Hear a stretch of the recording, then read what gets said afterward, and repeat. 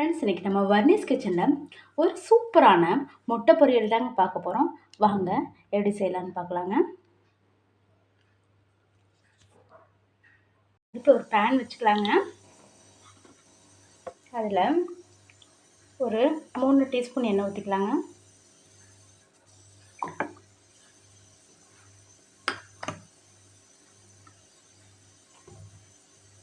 எண்ணெய் நல்லா சூடானதுக்கப்புறம் கடுகு 1/4 டீஸ்பூன் சேர்த்துக்கலாங்க.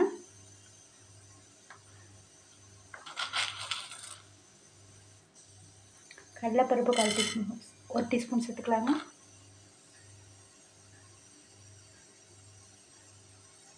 பச்சை மிளகாய் ஒரு 3 பச்சை மிளகாய் வெட்டி சேர்த்துக்கலாங்க. ஒரு பெரிய வெங்காயத்தை நல்லா வெட்டிட்டு சேர்த்துக்கலாங்க.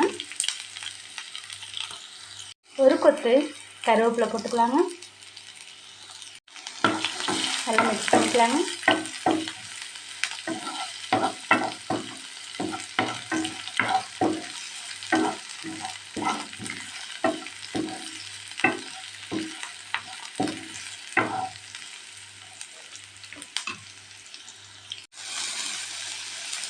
ஒரு டீஸ்பூன் சால்ட் சேர்த்துக்கலாங்க.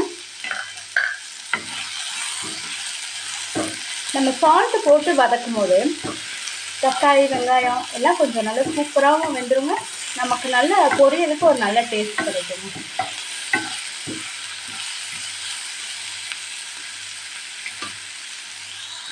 இப்போது நம்ம உடச்சி வச்சுருக்க 3 முட்டையை அதில் சேர்த்துக்கலாங்க. சேர்த்துட்டு கரம் மசாலா ஒரு 1/4 டீஸ்பூன் சேர்த்துக்கலாங்க.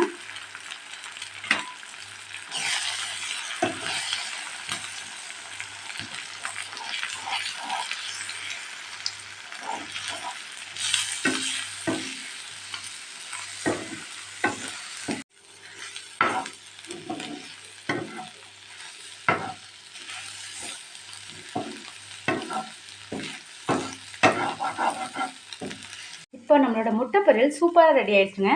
நம்ம லைட்டாக கொத்தமல்லி தழை தூவி சர்வ் பண்ணிடுறாங்க.